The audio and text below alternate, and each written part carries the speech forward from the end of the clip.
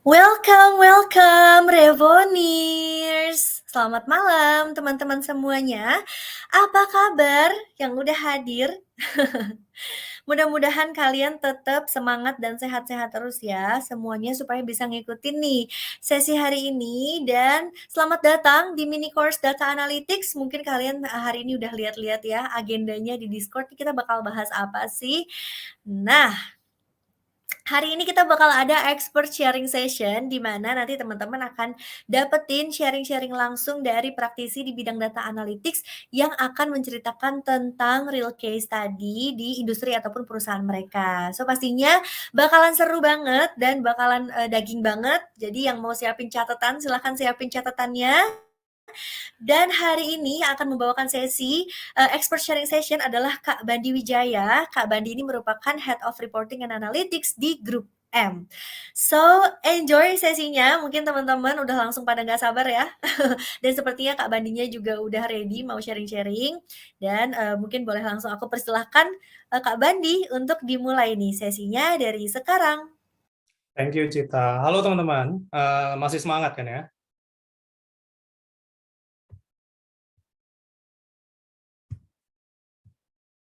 Oke, masih. Good to hear. Saya senang banget karena jadi salah satu pembicara buat Revo You. Dan hari ini kita akan ngomongin apa? Hari ini kita akan ngomongin mengenai the art of analytic in digital marketing. Tapi sebelum itu, saya mau jelasin dulu siapa saya, gitu ya. Nama saya Bandi Wijaya. Saya sebagai Head of Reporting and Analytics di Grup M Indonesia. Fun fact about saya tuh bukan jurusan IT ataupun elektro ataupun mechanical. Jurusan saya adalah financial management. Jadi jauh urusannya dengan data, jauh urusannya dengan teknologi. Before I join Group M, saya tuh join di Nielsen. Itu salah satu company yang provide data juga. Jadi saya belajar dari mengenai data itu semua dari Group M, dari Nielsen dan bring it into Group M. So buat teman-teman yang nanya jurusan apa aja bisa nggak sih berkarirnya atau mau switch karir ke data, ke teknologi gitu, itu bisa ya jawabannya. One of the example adalah saya sendiri gitu ya. Nah, hari ini kita akan ngomongin apa? Ini adalah core-nya malam ini sebenarnya. Tadi Kak Jela sama Kak Kris udah ngomongin tentang appetizer-nya. Hari ini kita akan ngomongin core-nya, the art of analytics in digital industry, dan ada 3 core yang mau saya ngomongin di sini. Yang pertama, what makes analytics attractive in digital marketing industry gitu ya. Yang kedua, what data or metrics are important to the clients. Apa sih yang clients itu pengen lihat dari semua data ini dan gimana mereka menggunakan data. Yang terakhir ini gimana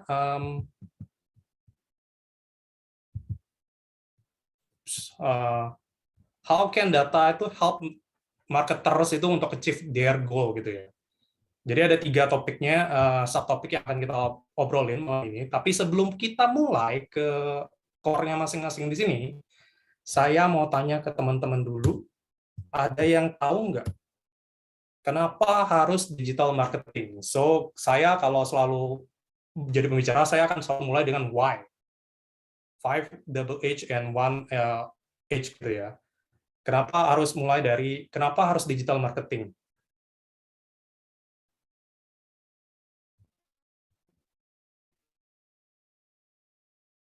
Karena dunia semakin digital, yap, betul, mengikuti zaman, ya, shifting era, ya.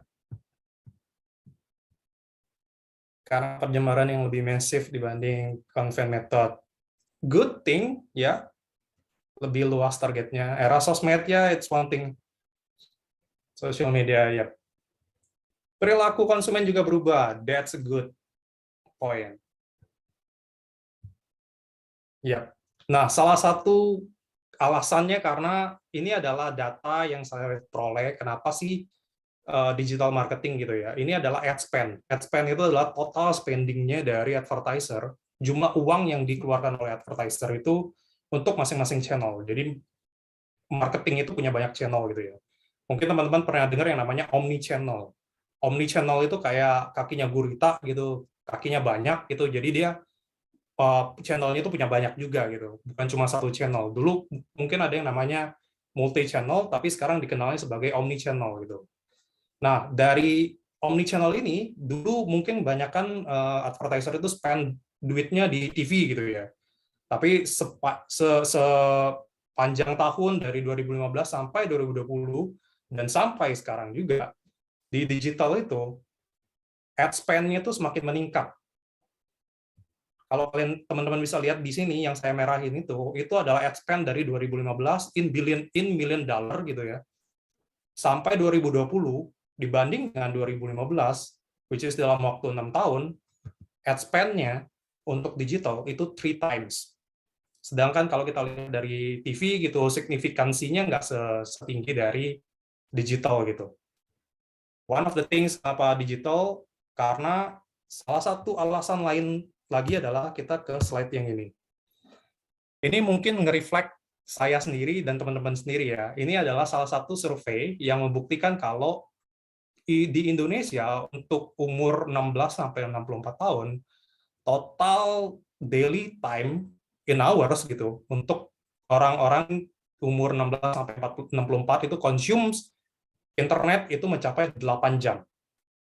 Dan 8 jam itu dibagi-bagi, ada yang buat sosial media 3 jam gitu buat yang radio ataupun yang broadcast yang lain. Jadi yang surfing di internet itu sekitaran 8 jam. Ini menjadi indikator penting buat advertiser kenapa mereka harus masuk ke digital marketing. Karena one of the things adalah kita lihat consumer yang spend time di digital itu shifting-nya lumayan banyak dibanding dengan yang konvensional. Konsumsi konvensional tuh contohnya kayak TV ataupun kayak billboard ataupun kayak koran gitu ya, magazines atau newspaper gitu. Itu udah mulai berubah shifting-nya. Dulu mungkin majak yang masih konvensional, tapi sekarang semenjak ada smartphone, penetrasi smartphone gitu, terus teknologinya 4G, 5G, even yang sekarang metaverse gitu, jadi konsumsi medianya lebih banyak ke dunia digital. Itu salah satu alasan keduanya. Alasan ketiga, yang paling menarik adalah, teman-teman tahu nggak sih, dari total time spend-nya orang Indonesia itu sekitaran 8 jam, ternyata kalau dibandingin dengan country lain, dibandingin dengan across the globe, Indonesia itu one of the highest gitu ya. Indonesia tuh kalau di Asia Tenggara mungkin dia urutan ketiga ataupun keempat gitu di Asia Tenggara. Satunya masih ada Filipina, Malaysia gitu ya. Kita tuh Thailand gitu ya. Kita nomor 4 untuk konsumsi internetnya. Jadi quite high untuk dibanding dengan country lain, dan kita tuh masih banyak chance-nya. What I mean with chance, sekarang penetrasi internet itu belum merata di Indonesia. Total itu ada 23% yang masih belum terjamah oleh internet. Jadi secara populasi, kalau kita bandingin dengan negara-negara ASEAN, yang Thailand hanya jumlah penduduknya sepertiganya Indonesia dibandingkan dengan Indonesia, 23% yang belum terjamah itu artinya kita masih banyak banget opportunity buat drive di internet, drive di digital, including drive di digital advertising gitu ya. Oke, ini kita ngomongin, kita udah mulai masuk sedikit, tapi kita belum masuk ke core-nya. Saya mau ngomongin type of media. Teman-teman ada yang tahu nggak sih type of media itu secara media channel itu ada tipenya apa aja? I give you clue ya, I give you clue. There is a three group of media gitu.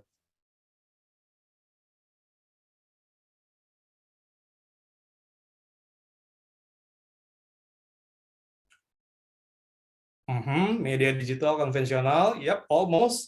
That's one of the category, but we are not talking about digital and konvensional in this case. Kenapa saya mau ngomongin mengenai type of media ini? Karena saya mau bring teman-teman ke high level understanding dulu sebelum saya masuk ke core-nya yang saya mau ngomong. Oke, ATL, BTL, good. ATL, BTL, digital, above the line, below the line, ya. Yeah. Audio visuals. Okay, broadcast media, not really. So let's take a look tipe-tipe media itu ya. Tipe-tipe media itu berdasarkan tipenya itu ada 3. Yang pertama ada own media. Own media itu maksudnya apa sih? Own media itu adalah kalau saya sebagai advertiser, contohnya Unilever gitu ya. Unilever itu dia udah punya channel sendiri atau dia punya kayak tim sendiri yang kita sebutnya kadang in-house gitu ya, yang mengelola media-media marketingnya mereka gitu. Contohnya mereka punya blog, mereka punya website itu ya, mereka punya mobile apps yang di-develop sendiri gitu. Mereka punya kayak goodwill atau social presence mereka gitu ya. Itu yang mereka punya sendiri, atau yang kalau digitalnya dari sisi digital mereka punya kayak Instagramnya mereka sendiri, mereka punya kayak TikToknya mereka sendiri yang dikelola sendiri. On the other side, yang own media ini biasanya yang organik kita sebutnya, atau yang mereka punya yang nggak berbayar gitu. Mereka organik karena nggak bayar sama sekali. On the other side, there is a paid media. Paid media ini namanya juga paid media. Jadi ini yang semuanya serba berbayar. Dan bentuknya itu bisa macam-macam. Bisa lewat TV gitu. TV itu kan berbayar kan. Gitu. Contoh tadi Unilever gitu. Unilever bayar agensi untuk iklanin di TV gitu. Jadi dia berbayar. Terus ada yang digital, digital banyak lagi. Nanti kita akan zoom in ke paid medianya khusus yang digital gitu ya. Yang ketiga itu adalah earn media. Earn media ini yang sifatnya earn media ini yang sifatnya ini kayak invincible hand-nya di market, yang kayak misalkan Unilever misalkan bikin satu event dan itu viral karena viral itu diomongin sama semua netizen gitu di Twitter gitu contohnya. Itu yang dia nggak bayar apapun, Unilever nggak bayar apapun, dan dia nggak melakukan apapun organik, tapi dia menjadi viral karena namanya disebut-sebut terus. Nah itu disebut sebagai earn media gitu, yang tanda kutip invincible hand tanpa dilakukan oleh paid ataupun own. Contoh yang paling yang sekarang mungkin lagi hype, kalau teman-teman masih baca berita gitu, yang kasusnya Alfamart dengan coklat gitu. Nah, itu adalah yang contoh paling bagus gitu. Viral itu adalah contohnya dari earned media.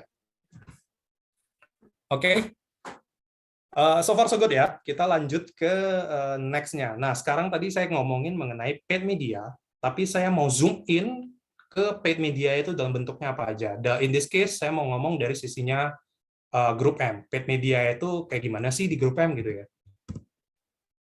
Nah, di grup M itu ada 6 media channel yang paid media channel yang kita punya capability-nya sih gitu. Yang pertama adalah SEM and SEO. Nah, teman-teman ada yang tahu nggak SEM itu apa sih? SEO itu apa sih? Apa sih bedanya SEM dan SEO? Ayo, put di responsnya di kolom chat ya. SEM, Search Engine Marketing. That's right. SEO, Search Engine Optimizations. Yes. Yes. SEO organic. That's right. That's right. That's true. Cool. So SEM itu adalah stand for Search Engine Marketing, dan dia tuh biasanya disebut sebagai paid search. Simpelnya ada paid search. SEO itu Search Engine Optimizations, itu yang organik gitu ya, kita bilangnya search tapi organik gitu. Nah, bedanya apa sih? Kenapa harus hand in hand? Kenapa harus ada SEM? Kenapa harus ada SEO gitu ya? SEM dan SEO ini it must be hand in hand karena ini bertautan satu sama lain gitu, berkaitan satu sama lain gitu ya. Nah, di sini grup M tuh punya capability di SEM dan SEO, dan saya mau ngomong mengenai tools-nya yang dipakai apa sih biar teman-teman tuh bisa nyambung gitu. Tools-nya itu ada yang namanya Google Ads, ada Bing Ads. Jadi kalau teman-teman buka Google, teman-teman cari coklat sekarang, mungkin teman-teman bisa lihat yang paling atasnya itu ada tulisan ad-nya, di boldable ad gitu ya. Misal yang keluar Cadbury ataupun Silver Queen gitu. Itu adalah contoh dari paid search gitu. Dia akan ngarahin, mungkin bisa ngarahin ke e-commerce, bisa ngarahin ke websitenya brand tersebut. Itu adalah paid search. Nah, yang organik itu kalau teman-teman cari, itu dia nggak ada tulisan ad, tapi dia muncul paling awal gitu. Misal contoh yang paling atas adalah websitenya dari Cadbury gitu. Itu adalah yang paling atas yang organik, tapi dia yang top rank-nya gitu. Nah, itu antara bedanya antara yang paid sama yang organik gitu ya. Nah, di Indonesia menurut teman-teman, siapa sih yang menguasai pasar search-nya di Indonesia?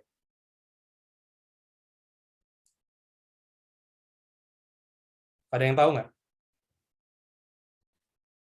Right. Google. Google itu di Indonesia menguasai sekitaran 83% market share-nya ya, dibanding kayak misalkan Gatot Kaca, ya, that's also true. That's also one of the innovations of the government ya. They try to bring the capability of Google search as well. But the good thing is Google itu punya 83% market share, dan in other country itu bisa beda-beda. Kayak di Australia mungkin Bing itu masih punya power gitu. Bing itu sekitaran 40 to 50 in Australia gitu. Tapi in Indonesia kita tuh banyak pakai Google gitu ya. Nah, itu one of the paid media channel. Jadi yang pertama adalah search, yang organik ataupun paid. Yang kedua, nah ini saya yakin teman-teman pasti punya salah satunya ini semua ya. Be it itu di Twitter, Instagram, TikTok, atau dulu kalau anak-anak dulu yang masih pakai pet, saya dulu masih pakai pet, tapi sekarang udah nggak ada lagi ya pet ya. Friendster ya, yang udah dulu pasti tahu tuh evolutions of social media. Nah, sosial media ini sekarang jadi hype banget gitu ya. Dan salah satu channel yang paling disukain sama advertiser gitu untuk paid media channel gitu.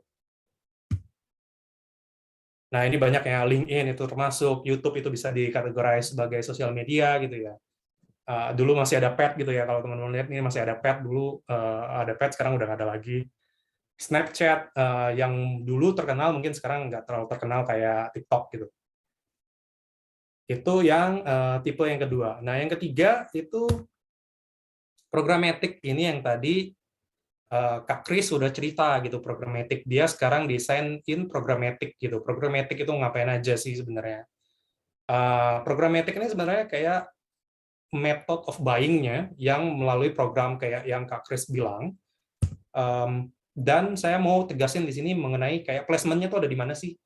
Placement-nya programmatic itu teman-teman di sini kalau baca berita online itu pakainya apa ya?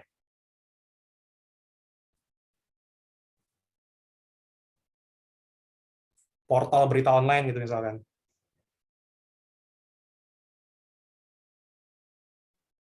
Outlook, Line Today, oke. Interesting. Detik, ya.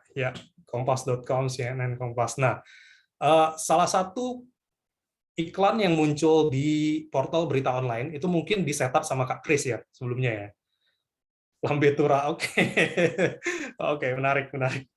Nah, yang saya mau tegasin di sini adalah programmatic itu dia buying metodenya tuh melalui program, dan biasanya placement-nya tuh ada di website ataupun di app portal berita gitu, ataupun ada di OTT yang tadi Kak Kris bilang. Jadi untuk teman-teman yang belum punya basic-nya digital marketing, at least teman-teman tahu programmatic itu placement-nya ada di mana. That's what I want to share with you guys. Untuk kalian yang misalkan mau tahu lebih jauh mengenai programmatic segala macam, itu bisa masuk ke review gitu ya, ambil take course-nya, ataupun bisa belajar melalui channel yang lain juga. Nah, yang keempat ini ada e-commerce. Ini yang penting, yang super duper penting sekarang, karena ini kayak menjadi suatu ujung tombaknya bagi advertiser buat menjangkau konsumennya lebih dekat gitu ya. Karena e-commerce ini bisa diakses dari manapun, dan lumayan mudah gitu buat audiens itu mau akses semuanya. Nah, e-commerce ini saya mau cerita gini, e-commerce ini ada dua tipe sekarang. Ada yang pertama, di e-commerce itu sendiri, itu kita bisa nampilin ads kan ya. Jadi ada ads di e-commerce itu, kalau teman-teman misalkan masuk ke salah satu e-commerce yang kuning ataupun yang hijau gitu, yang orange gitu, atau yang hijau ataupun yang merah gitu ya.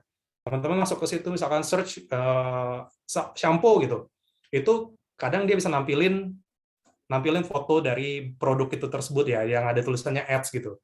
Nah, e-commerce ini seiring berjalannya waktu, dulu mungkin nggak ada yang namanya iklan di dalam e-commerce, tapi sekarang itu ada iklan di dalam e-commerce gitu ya. Iklannya itu bisa macam-macam, iklannya bisa display produk, iklannya bisa cuma dari search katanya, jadi mereka mencoba membuat algoritmnya semirip mungkin seperti yang ada di Google gitu. Jadi kalau teman-teman ketik shampoo, dia akan keluar tuh algoritmnya shampoo siapa sih yang masang paid media, paid advertising di channel-channel itu yang akan muncul pertama kali gitu.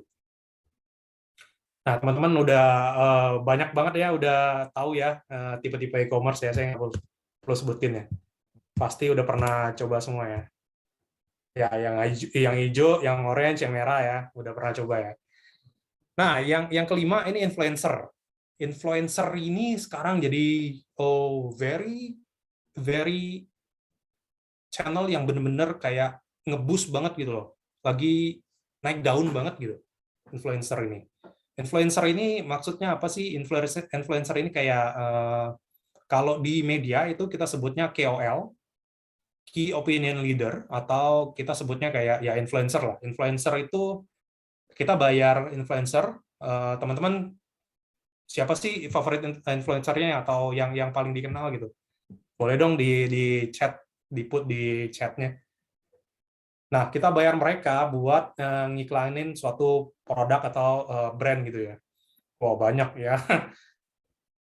Iya, ada bintang Emon segala macam, Tashi ya, ya, ya.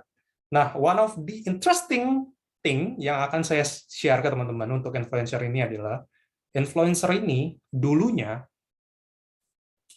kalau di compare dengan TV gitu ya, revenue, in term of revenue ya, in term of revenue itu jauh banget.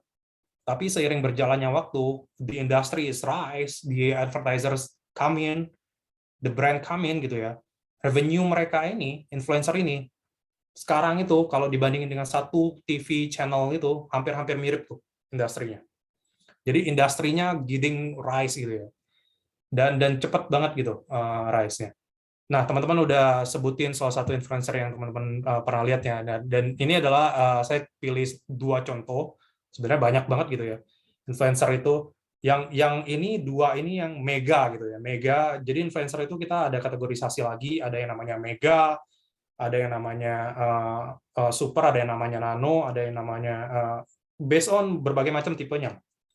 Jadi ini salah satu yang lagi in-in-nya di grup M juga lagi in-in-nya di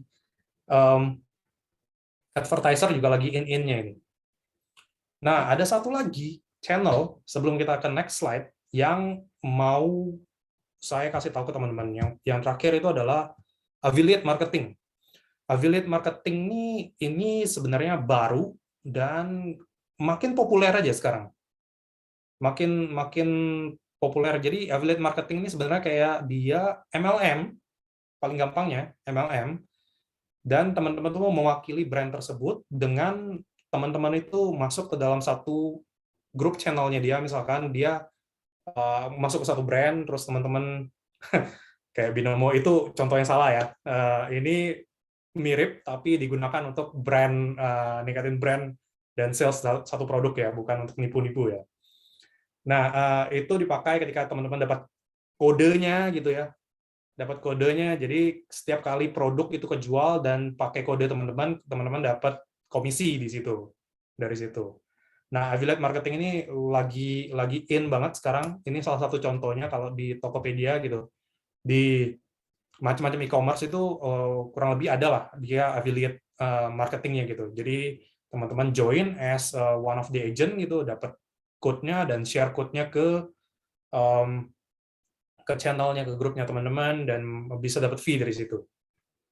Nah, ini overall adalah 6 media channel atau capability yang grup M punya sekarang, dan kenapa kita itu ini akan terus berubah seiring perkembangannya zaman, perkembangannya teknologi, itu akan terus berubah. Tetapi yang mau saya tegasin di sini adalah we have capability, grup M itu akan ngikutin perubahan, dan kita tuh sangat cepat mengikuti perubahannya. That's why we are the biggest gitu ya. one of the reasons gitu.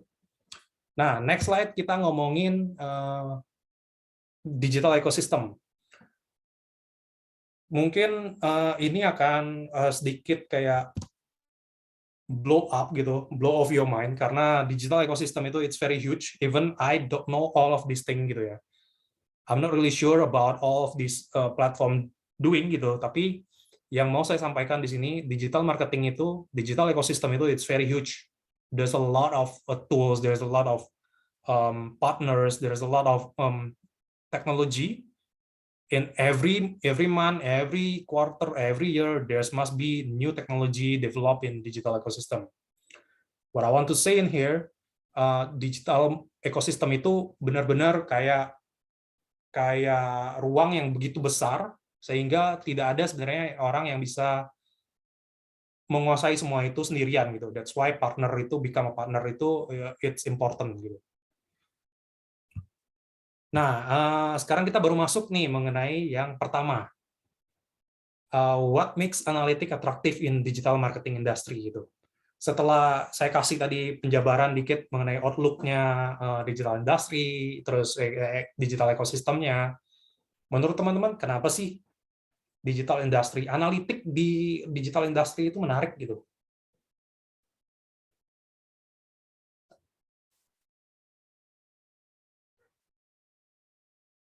Ada mobil, oke. Ada yang tahu? Sebagai base untuk decisions making, you're right. To achieve smart spending, yep, itu juga masuk. Tapi dari sisi saya, karena saya yang melakukan terjun di situ ya, jadi saya akan ngomong mengenai perspektifnya saya gitu. Saya ngerangkumnya menjadi 3 ini. Atraktif karena challenge always there. Yang tadi saya bilang, digital ecosystem itu it's very huge, very very very huge. Kalian nggak mungkin bosan di dalam situ karena pasti akan nemu hal-hal baru. Kemarin misalkan baru tahu ada perubahan ini, besok mungkin one of the platform atau one of the partner dia udah ngeluarin hal yang baru lagi. Dan we need to keep up with the updates gitu ya. That's why kalian nggak akan pernah bosan di dalam doing analytic in digital marketing karena yang tadi saya bilang. Yang kedua, backward learning. Maksud saya backward learning ini gini. Mungkin tim analitik itu adalah satu-satunya tim yang punya privilege buat ngelihat semua platform itu dan tahu semua platform itu dari perspektif data. Mungkin kalau kita bandingin dengan programmatic gitu ya, programmatic itu dia cuma handle beberapa platform gitu ya. Kayak DV360 atau TTD gitu. Itu adalah contoh-contoh platform yang dihandle sama programmatic. Tapi bedanya dengan tim analitik ataupun di tim data itu dia punya akses ke all platform. Because we need to do analytic, we need to do perform based on all data, so we need to get access to all of the platforms. So data ataupun tim analitik itu adalah satu-satunya tim yang punya privilege buat punya akses dan learn from the data. Nah, menariknya begini, teman-teman kalau udah dikasih tahu data, dikasih tahu structure data gitu ya, itu pasti akan penasaran tuh, gimana sih cara setupnya, gimana sih cara tampilan depannya di UI-nya gitu ya, atau user interface-nya gitu, gimana sih bentuknya? Oh kayak gini, dari data tuh bentuk hasilnya kayak gini loh, ternyata dia inputnya bentuknya model gini. Jadi dari structure data kita tuh bisa menduga ataupun tahu ataupun belajar lagi mengenai cara mereka setup gitu. Cara apa sih yang diinput di user interface. Jadi itu I call it as backward learning gitu ya. Karena kita akan kita belajarnya bukan dari depan tapi kita belajarnya dari belakang gitu, dari data baru ke depan gitu. So it's very interesting, it's very attractive, it's very like you will not get any bored to learn new things gitu ya. Always have new things. Nah, yang terakhir tuh ini yang the most important things I would like to mention karena exposure ke teknologi yang banyak banget, mulai dari Azure atau cloud ataupun AI ataupun machine learning ataupun you can talk any of any platforms, Python, R ataupun apalagi Power BI, terus Tableau ataupun Data Studio, a lot of things. And the more, the merrier. And it's if you kalau kalian punya semua exposure itu dan kalian tahu caranya menggunakan exposure itu, percayalah, kalian di mana aja pasti akan survive. Dan like everybody mentions, digital is everywhere, right? Gitu ya. Jadi kalian pasti survive di industri apapun dan bisa masuk ke industri apapun. Nggak cuma digital marketing gitu. Jadi always interesting kalau ngomongin analitik di digital marketing ataupun di industri lain. Nah, ini saya mau masuk sedikit mengenai pola pikirnya, apa sih yang mau klien ataupun apa sih yang penting itu dilihat oleh klien ataupun advertiser as our client gitu ya. Nah, sebenarnya industrinya tuh tergantung dari industrinya. Industri itu bisa beda-beda, karena the variety-nya tuh banyak. Industri itu bisa dari industri itu objektif ataupun yang mau dilihat itu juga beda. Tapi saya mau kasih garis besarnya. Jadi sebelum saya kasih garis besar di sini, saya mau cerita tentang funnel dulu nih. Funnel marketing itu pasti mulainya dari funnel itu pasti ngerucut ya, namanya funnel marketing, dan itu pasti mulainya dari basic needs-nya. Basic needs itu kita kalau di sini kalau teman-teman bisa lihat, ini kan kerucut juga menyerupai funnel gitu ya. Funnel itu pasti mulai dari awareness. Teman-teman sadar nggak sih ada brand ini? Teman-teman sadar nggak sih ada produk ini? Gitu. Terus mungkin kalian teman-teman pernah ke expose dari campaign-nya, itu teman-teman jadi kayak engage ataupun teman-teman pernah dengar ceritanya dari orang lain gitu ya, feedback dari orang lain, itu bisa jadi engage ke campaign-nya dia, mulai misalkan ke nge-like dari postingannya dia ataupun visit gitu ya. Nah, itu udah masuk level of engagement gitu. Terus masuk ke leads-nya. Leads itu sebenarnya kayak considerations, udah mulai consider nih, beli nggak ya, atau mau baca deh reviewnya kayak gimana gitu ya. Nah, itu udah mulai ke considerations. Nah, habis considerations, teman-teman purchase itu do some actions gitu ya, kalian beli lewat e-commerce atau lewat website-nya dia, any other channel gitu ya, atau tokonya dia, physical gitu. Itu adalah flow-nya ketika seseorang mau membeli sesuatu atau funnel marketingnya dari suatu produk gitu. Tiap-tiap industri, tiap-tiap brand itu pasti punya beda-beda funnelnya. Yang mau saya kasih tahu teman-teman di sini itu adalah tiap-tiap industri yang tadi saya bilang itu punya objektif yang beda-beda. Kayak Unilever, dia itu nggak akan nge-push purchase sebagai atau objektifnya ada bukan purchase untuk majority campaign-nya, karena dia itu lebih mau trigger kayak brand awareness-nya dari brand-nya dia. Contoh kalau yang paling gampang adalah kayak gini. Teman-teman, kalau saya tanya satu questions, paling ingat sabun apa? Teman-teman boleh chat nggak? Type in di chat, brand apa sih yang paling teman-teman ingat? Ya, ada Lifebuoy, Dettol, Biore, Dove, Lux, Gift, Cap Tombak, oke. Ya, Nuvo, Shinzui, good. Itu adalah top of mind. Jadi yang ketika saya tanya satu kategori yang teman-teman ingat, itu adalah top of mind dan bagaimana advertising itu bekerja gitu ya. Nah, untuk FMCG, brand awareness itu important. Dia menciptakan kayak teman-teman tuh ingat kalau ditanya shampoo ataupun sabun apa sih yang paling sering dipakai, itu menjadi top of mind. Jadi kalau ketika masuk ke minimarket, toko kelontong ataupun supermarket, teman-teman tahu tuh top of mind-nya, udah tahu nih kalau ngeliat sabun ngeliatnya apa gitu. Nah, berbeda dengan banking industry gitu ya. Kalau banking itu lebih banyak ke leads gitu ya. Leads itu apa sih? Banking ataupun otomotif itu lebih banyak ke leads gitu ya. Leads itu apa sih? Leads itu sebenarnya kalau teman-teman lihat di sini ada email address, ada data, regular use, frequent use gitu ya. Leads itu kayak gini, ketika dia masang campaign, banking industry ataupun otomotif ini, dari digital campaign-nya itu, dia sebenarnya mau attract sebanyak mungkin orang itu untuk sign up ataupun ngedownload aplikasinya ataupun daftar buat coba test drive gitu untuk otomotif gitu ya, test drive gitu. Dari situ dia akan dapat yang namanya informasi mengenai email address, nanti dia akan do a regular campaign. Jadi sampai situ dia tahu sebenarnya campaign-nya itu atraktif bagi beberapa orang, sehingga orang ini itu mencoba untuk sign up atau mencoba untuk ngisi form atau mencoba untuk daftar test drive. Jadi modelnya di tiap industri itu bisa beda-beda.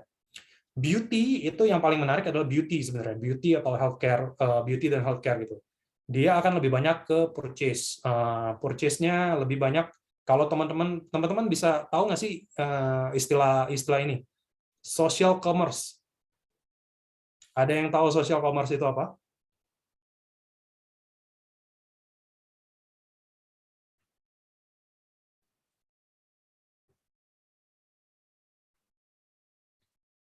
Social commerce, any guess?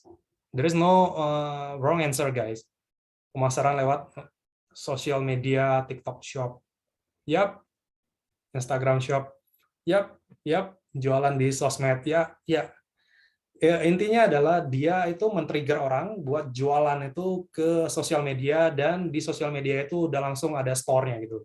Kalau dulu mungkin ketika kita masuk ke Instagram itu ya, ketika kita klik satu link, linknya itu akan ke drive ke salah satu e-commerce gitu ya. Contohnya yang orange ataupun yang hijau gitu ya.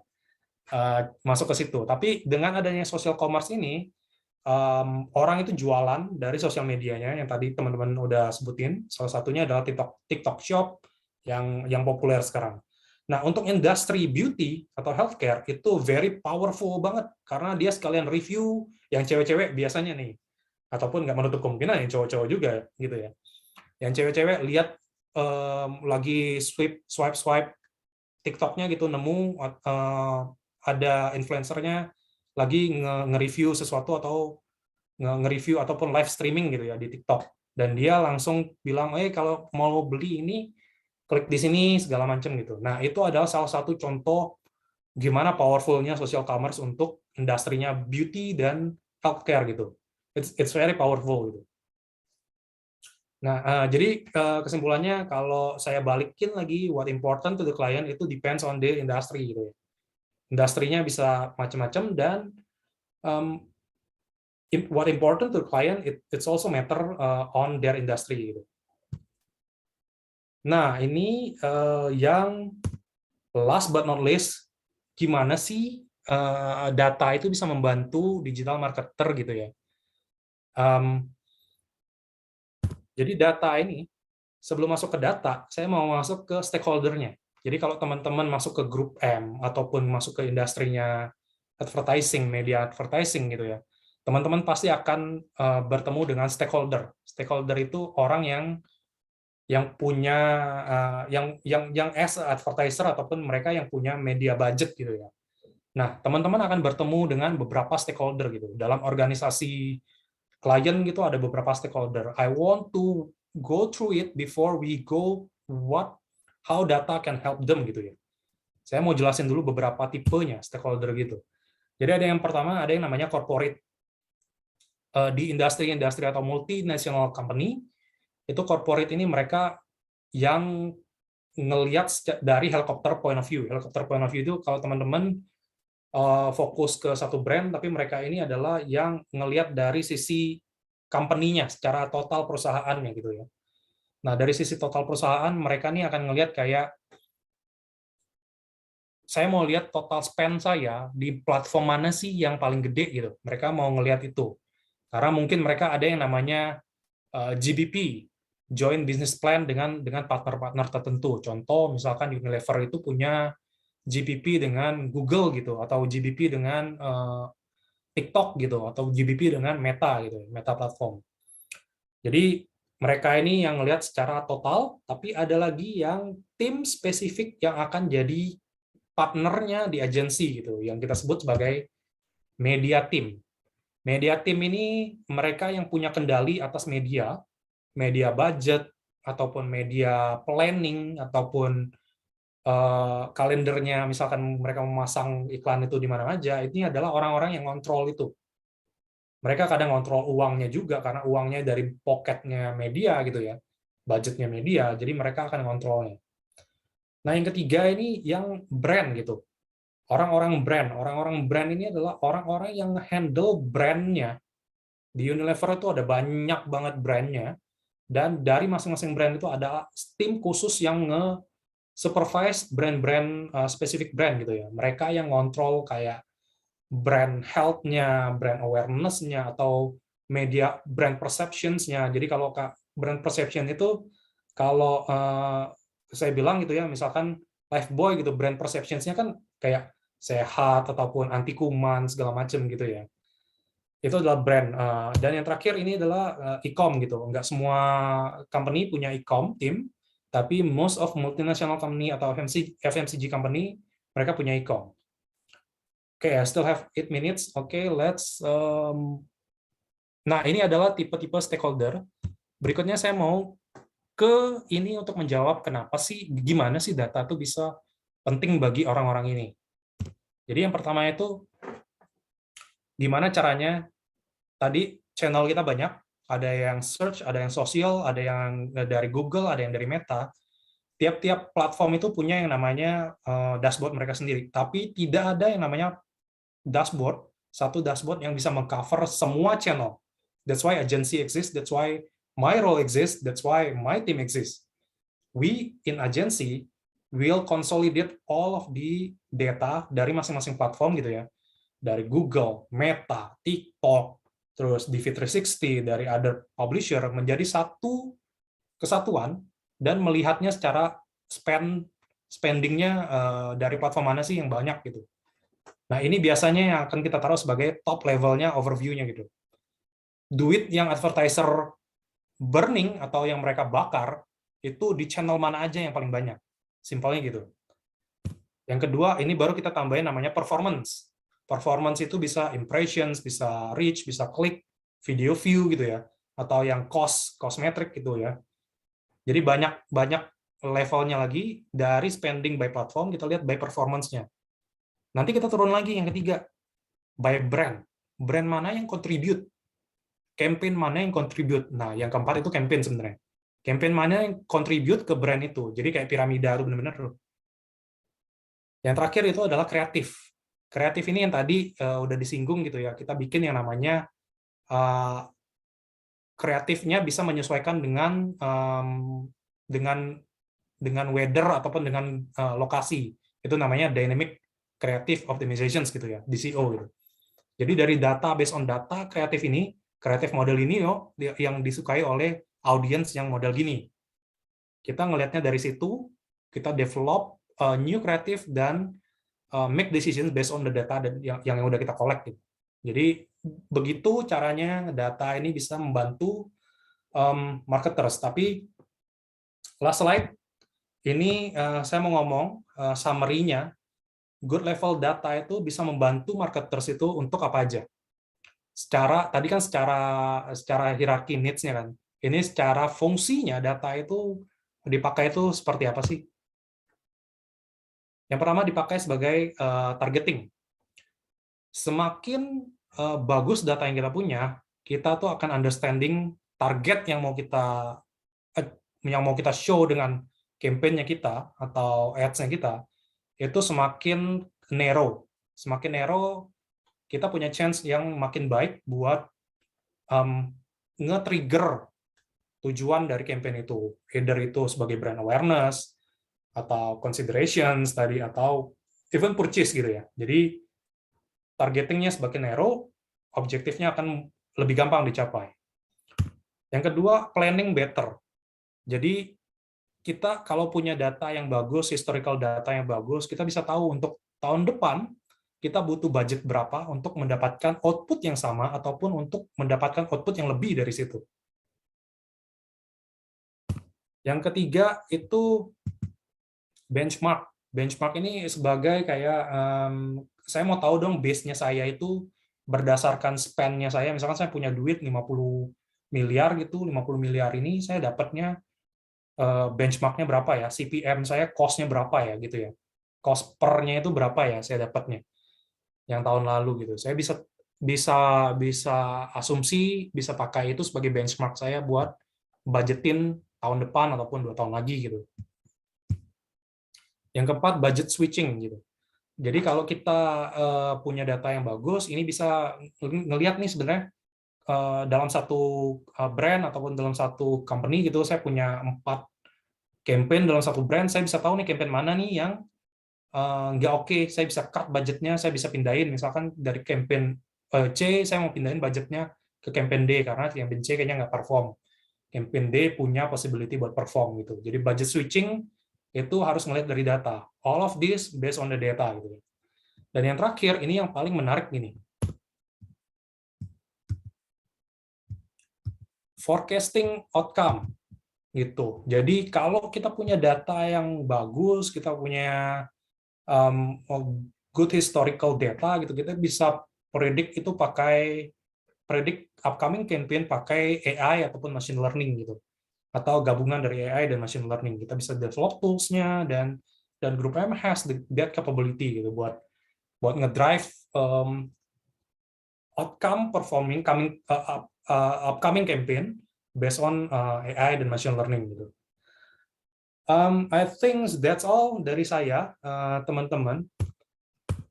Saya harap itu menjadi menarik buat teman-teman, dan teman-teman punya kayak insights-nya dari sisi yang berbeda gitu ya. Over to you, Cita. Thank you banget Kak Bandi. Wah, ini menjadi pengetahuan baru ya buat kita semua nih, bahwa sebenarnya peran data itu bisa kemana-mana juga ya, masuk ke digital marketing juga, dan butuh data juga gitu. Jadi teman-teman yang mau belajar data nggak usah khawatir, nantinya bisa banget loh teman-teman berkarir di bidang data, dan nanti macam-macam sesuai dengan preferensi karirnya teman-teman gitu. Oke, kalau gitu sebelum kita next ke sesi selanjutnya, kita bacain dulu pertanyaan untuk Kak Bandi nih. Kayaknya udah ada beberapa juga yang masuk Kak pertanyaannya. Nah, pertanyaan pertama dari Afiyah Putri Azahra. Saya berminat untuk berkarir sebagai data analytics, tapi masih ragu untuk memulainya. Apa langkah yang harus dilakukan untuk menjadi data analytics yang profesional? Oke, dari Kak Bandi ada tips? Silahkan. This is very good questions. Kadang orang-orang itu akan kayak, saya mulainya dari mana ya, gitu ya. Banyak cara, dan kalau teman-teman pernah tahu pepatah itu banyak jalan menuju Roma gitu kan, belajarlah sampai ke negeri Cina gitu ya. Itu salah satu yang benar-benar nyata sih menurut saya. One of the example adalah Kristo gitu ya. Dia mulai dari yang dia nggak tahu backgroundnya pariwisata. He doesn't know anything about data analytics, data digital marketing gitu ya. Dan Revoyu mungkin salah satu jawaban gitu, salah satu jalan gitu ya. Jadi teman-teman bisa ambil course dari Revoyu, ataupun kalau teman-teman punya kayak good mentor, ataupun teman-teman punya kayak teman yang bisa ngebantuin belajar, ataupun punya good material, ilmu itu bisa datang dari mana aja, yang kayak belajar sampai negeri Cina, banyak jalan gitu. Jadi kalau menurut saya untuk di sini, karena saya harus ngomongin Revoyu juga ya, jadi promoin Revoyu juga. Jadi Revoyu mungkin salah satu cara untuk memulai gitu. Oke, thank you Kak Bandi untuk jawabannya. Thank you juga Afiyah ya yang udah bertanya. Dan mungkin teman-teman lainnya juga yang masih galau nih mau berkarir kayak Afiyah. Mudah-mudahan jadi tercerahkan. Next nih Kak, dari VB Jovita. Data apa saja yang akan kita analisa jika kita bekerja di industri periklanan? Sebagai seorang data analis, kita bisa ditempatkan dalam departemen mana aja ya? Wah, oke, silahkan Kak. This is very interesting questions. Yang tadi saya tunjukin, kalau teman-teman masih ingat digital ekosistemnya itu tiap platform itu akan mengeluarkan data dari masing-masing platform itu. Data apa aja? Banyak macam datanya. Ada data performance campaign. Data performance campaign ini bisa datang dari Facebook, TikTok, Google Ads, semuanya. Terus ada yang lagi, data yang kedua, yang paling penting itu adalah data audience. Data audience ini dari mana aja? Data audience ini kalau kalau advertiser punya website gitu ya, itu dia bisa tahu tuh siapa aja yang ngeklik websitenya atau masuk websitenya, berapa lama orang itu ada di page mana aja. Itu adalah data audience. Yang paling terkenal adalah Google Analytics ataupun Adobe Analytics ataupun yang lain gitu ya. Jadi data audience itu menjadi must. Itu bisa menjadi, kalau teman-teman pernah dengar namanya first party data, itu adalah one of the first party data. Yang ketiga, data-data dari lain. Contoh, bisa aja advertiser itu atau klien kita ngasih data sales. Mereka mau ngelihat korelasinya iklan dengan sales. Atau data brand health track, BHT. Datanya survei gitu ya. Benar nggak sih campaign ini meningkatkan brand awareness kita based on survei gitu. Nah, itu adalah banyak macam datanya. Dan there is no limit. I can assure you, there is no limit on what data that you can take on your plate gitu ya. Itu luas banget konsep limitnya nggak ada. Dan untuk pertanyaan kedua, kita bisa ditempatkan dalam departemen mana saja. Any department, including in planning. Tadi di grup M itu ada yang namanya connection planning. Terus di media buying itu yang di tempatnya Christopher tadi. Dan itu bisa di mana aja, terutama ketika kamu punya good sense of data dan good analytic people, kamu nggak usah takut, kamu akan ditempatkan di mana aja, tapi kamu akan dicari oleh orang-orang itu. Bahkan kamu akan dicari sama klien kamu dan jadi kayak, wow, you are the star of this industry gitu loh. Kamu akan dicari sama orang itu, dan departemen itu it's not important, but you will be relevant to them gitu. You'll be star. Saya udah ngelihat yang model segitu dan I have so many example gitu. Begitu. Wah, oke. Thank you banget jawabannya nih dari Kak Bandi ya. Mudah-mudahan terjawab untuk pertanyaannya VB. Nah, 2 pertanyaan terakhir nih Kak dari Rizkia Azahra. Bagaimana tim data di grup M mengkomunikasikan hasil analisisnya? Apakah ada tips untuk mengkomunikasikan data yang sudah kita analisis ke stakeholders? Good questions. Another good questions. Di grup M kita, terutama saya di reporting and analytics, of course, one of the yang paling simple untuk mengkomunikasikan hasilnya adalah pertama kita showing on the dashboard gitu ya. Showing on the dashboard itu bisa membantu mendigest informasinya jauh lebih mudah karena kita put like visualizations in there gitu lah, ataupun impact analysis in there gitu ya.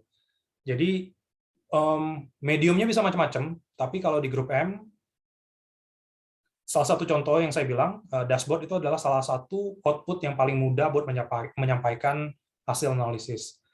Dan tipsnya gimana? Tipsnya sebenarnya very straightforward untuk menyampaikan analisis kalau analisisnya memang benar-benar useful atau relevan ya ke stakeholder-nya gitu. Kalau di grup M, karena kita culture-nya, ini balik lagi ke culture-nya benar-benar open, so kayak salah satu contoh aja kita bisa kayak saya duduk datang ke satu teman, ke satu tim gitu, hey kalau gue lihat dari data ini kayaknya campaign lu bentuknya kayak gini loh, campaign lu tuh perlu di twitch kayak gini loh. Itu bisa one of the way. Tapi yang paling kalau dari sisi grup M ya, saya ngomong dari sisi personal profesional saya gitu ya. Tips untuk mengkomunikasikan data yang paling simple ke stakeholder itu adalah pertama, kontennya clear, mediumnya bisa banyak macam, email maupun one-on-one communications ataupun presentasi ataupun report bentukannya itu mediumnya bisa macam-macam. Konten to be clear, actionable, harus ada actions di situ karena kamu merekomendasikan atau punya analisis tertentu. Yang ketiga itu harus simple. Jangan pakai too technical term gitu yang mungkin kliennya nggak care, I don't care gitu. At least I want to know your perspective gitu. Jadi fokusin ketiga itu aja. Kontennya harus ada dan actionable, dan yang ketiga make it simple. Oke, thank you banget Kak Bandi. Wah, ini sangat berguna banget nih pastinya ya buat teman-teman yang juga mungkin bingung gimana sih cara komunikasikan data. Nah, ada tips tadi 3 ya dari Kak Bandi. Sekarang last question Kak, Rebecca Indah nih bertanya, Mhm. tantangan atau kesulitan apa sih yang dihadapi pada saat mengkombinasikan data analytics dengan digital marketing untuk pertumbuhan bisnis dan basic skill yang harus dimiliki itu apa? Oke, silahkan Kak.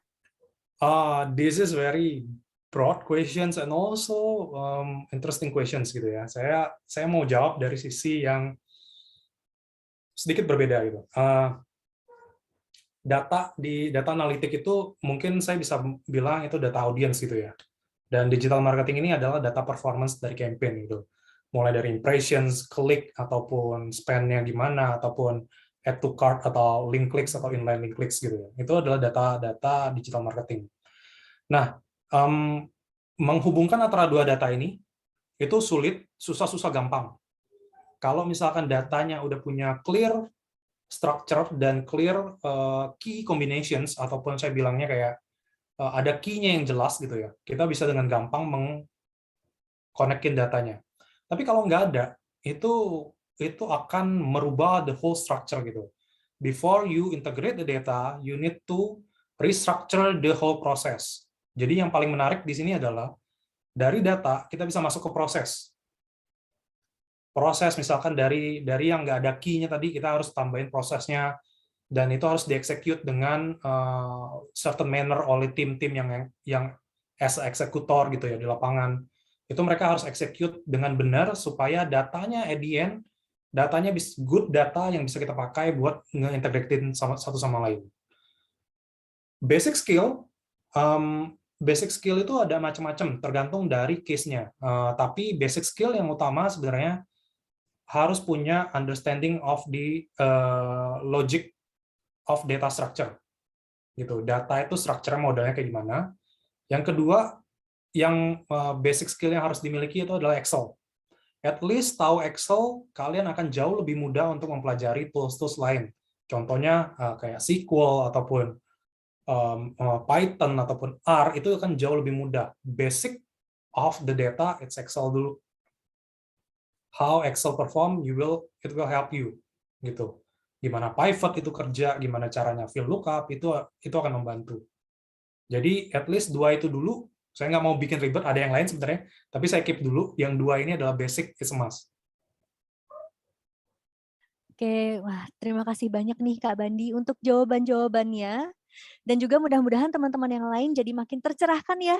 Udah dengerin sesi masterclass bareng Kak Bandi, dan tadi udah dengerin juga pertanyaan dari teman-teman yang lainnya. Mungkin ada pesan-pesan atau tips-tips apa nih Kak buat teman-teman? Saya nggak banyak tips, karena anyway, saya juga masih belajar. Mungkin saya juga akan perlu belajar dari teman-teman gitu ya. Tapi satu hal yang saya yakinin gitu, kalau teman-teman suka dengan sesuatu, go for it dan enjoy the process gitu. Kalau teman-teman misalkan, oh I'm interested in digital marketing, saya mau belajar digital marketing, you need to enjoy the process as well gitu ya. Kalian mesti enjoy the process. The more you enjoy, the easy you will digest all the material gitu. It's not that hard. Kalian cuma perlu kayak enjoy the process and you will flawless. You will flow with the flow gitu. Gitu. Oke, thank you banyak nih. Jadi agak jaksel ya, thank you banyak nih Kak Bandi. Buat sesi-sesinya hari ini, mudah-mudahan kita bisa ketemu lagi di lain kesempatan ya Kak. Kalau gitu, boleh teman-teman say bye-bye. Dadah Kak, semoga kita bisa ketemu lagi di lain kesempatan. See you next time.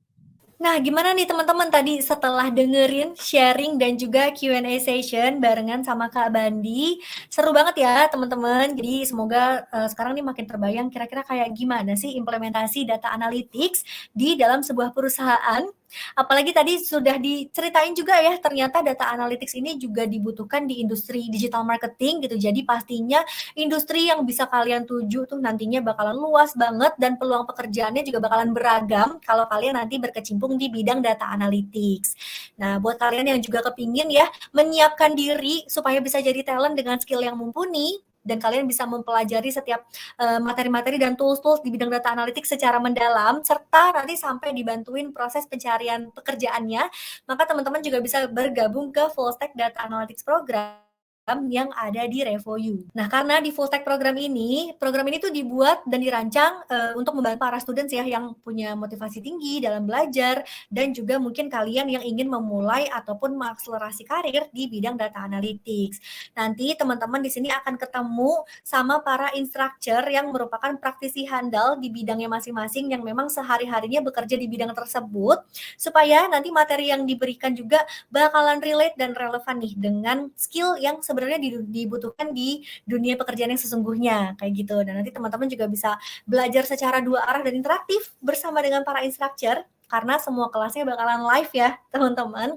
Dan teman-teman gak usah khawatir, nanti bakalan diajarin dari awal banget nih gimana sih cara memahami business problem, terus juga cara mengoperasikan sebuah tools gitu, dari mulai pengolahan data visualization, ada data preparation juga, sampai nanti gimana caranya teman-teman ini mengenerate insight dari hasil analisis data kalian dan mengkomunikasikan insight tersebut. Semuanya bakalan dipelajarin di Full Stack Data Analytics Program bersama dengan para instructor. Ini mungkin teman-teman bisa ngelihat juga ya beberapa jajaran instructor yang akan mengajar, tapi belum semuanya.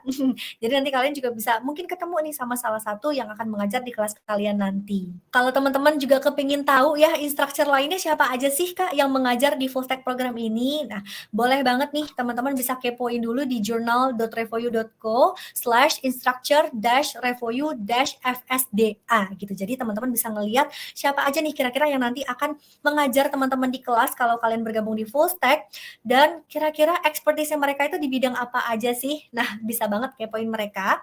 Dan nanti teman-teman juga bakalan dapat kelas-kelas lebih dari 340 jam kelas ya secara live, dua arah dan interaktif bersama dengan para instructor ini yang akan mengajar kalian di kelas Full Stack. Nah, karena di RevoU Full Stack ini ada dua pilihan program yang bisa disesuaikan dengan kebutuhan dan juga karir goal kalian masing-masing.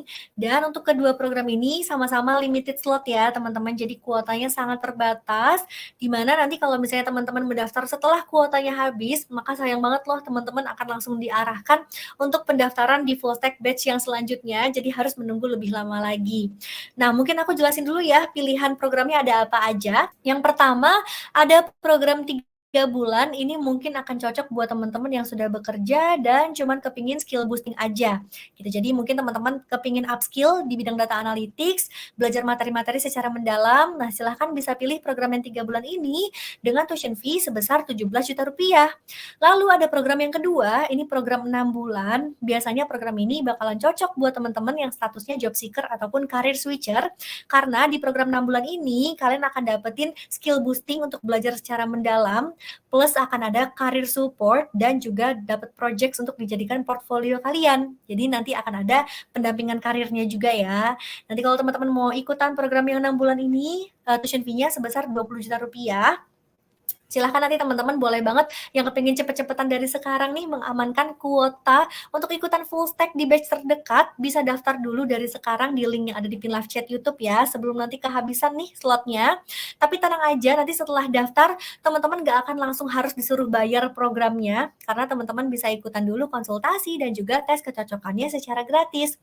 Nanti kalau teman-teman sudah lolos dari tes kecocokannya, baru teman-teman bisa diskusi lebih lanjut ya terkait opsi pembayaran apa yang mau kalian gunakan jika nanti bergabung ke Full Stack program. Buat teman-teman yang kemarin udah lulus dari certification test, selamat ya, kalian nanti bisa dapat sertifikat digital yang akan dikirimkan setelah serangkaian acara mini course ini berakhir.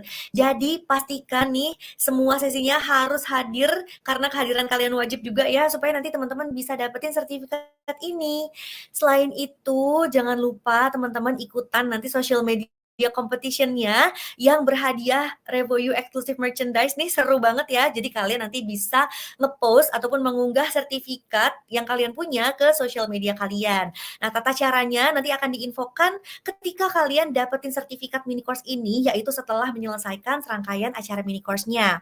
Nah, jadi dengan kalian posting sertifikat ke sosial media, kalian juga bisa banget nih meningkatkan personal branding kalian lalu kalian juga bisa menunjukkan skill data analytics yang kalian miliki gitu ya.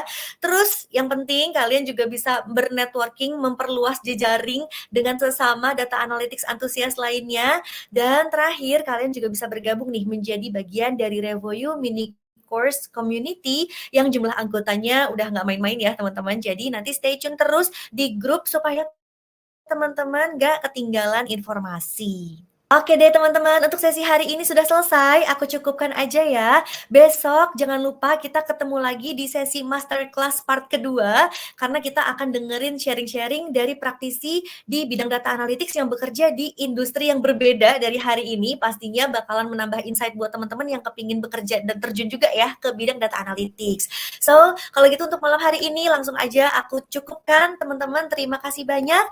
Dan seperti biasa yang mau bergabung juga ke Full Stack Data Analytics Program, boleh banget yuk bisa daftar melalui link pendaftaran ataupun yang tertera di layar teman-teman, karena kuotanya terbatas. Dan untuk sesinya aku pamit undur diri. Selamat malam teman-teman semuanya dan sampai jumpa di sesi besok. Dadah!